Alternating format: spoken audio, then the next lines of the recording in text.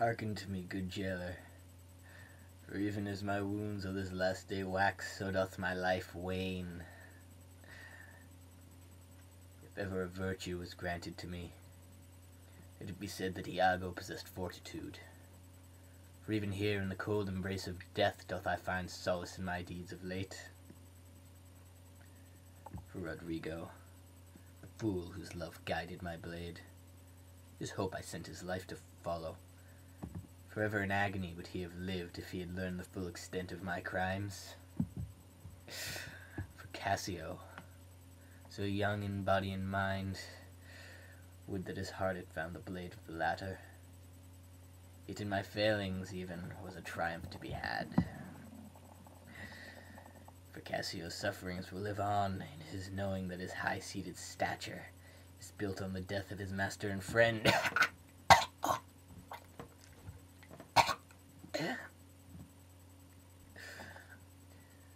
To the fair Desdemona and my foolish wife only do I find some sting of grief. The former I used merely as a means to the end. Forsooth, 'tis well her sire had prior passed, and did not bear the pain of his daughter's death.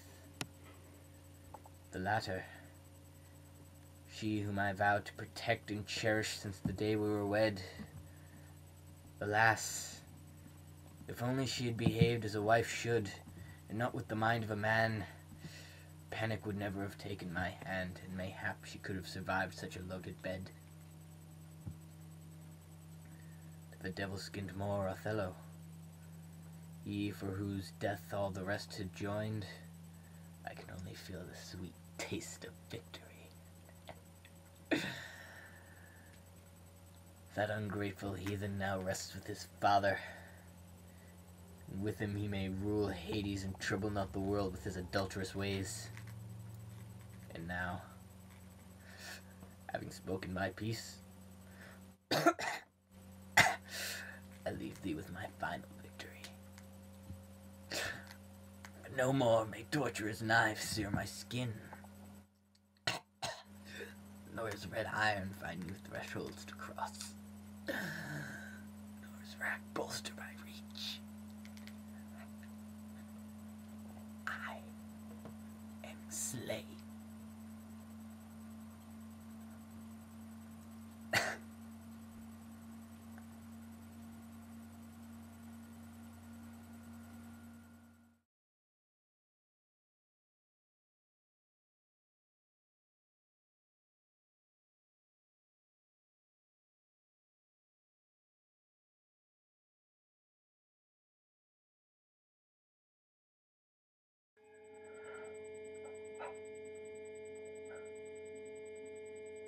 Come nearer, my son,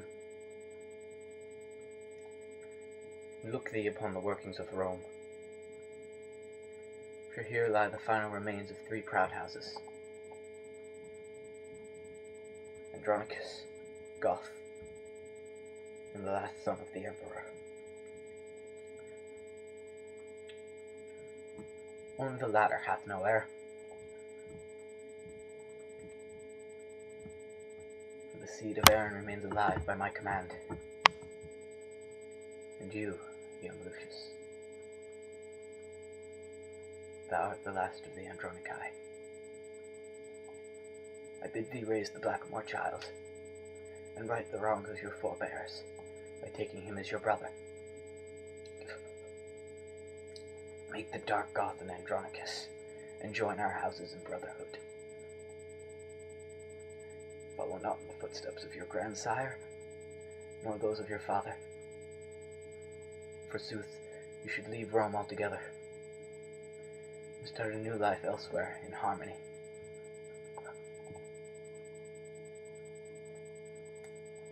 For generations, Andronici have fought and died on the battlefield. Mayhap the time has come when sons should outlive their fathers by more than a few moments.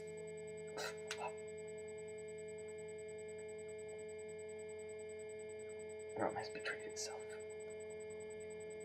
Now go. Live free of the vultures and the lions of this most foul city, and know that you have done what your forefathers could not. Farewell, young Lucius. Fare thee well wherever you fare. I take my leave.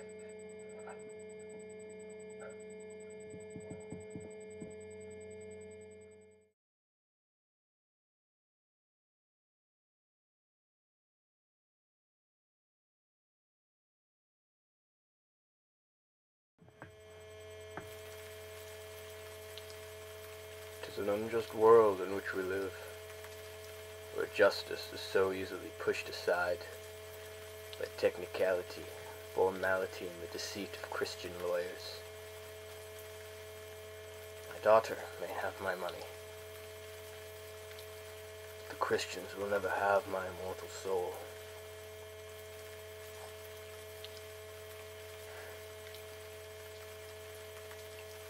I shall prove to them that our Jew hath eyes. I shall show them the blood I bleed, once pricked.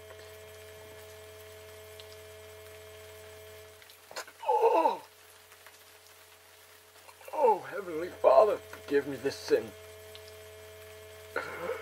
For it is only by these means that I keep my faith, as the ferryman guides me down Styx.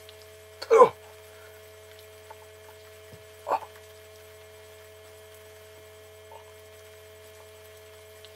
Christ is not my God, nor will he be.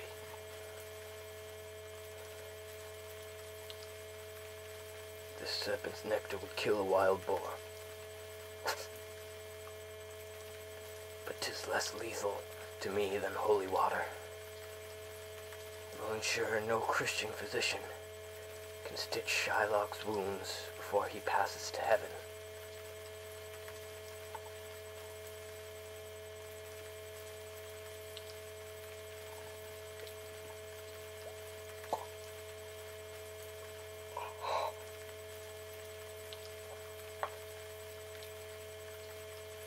When thou poisons a Jew, does he not die? Antonio and his lawyers killed me with their verdict, and now they seek to destroy my soul with poison, but to no avail.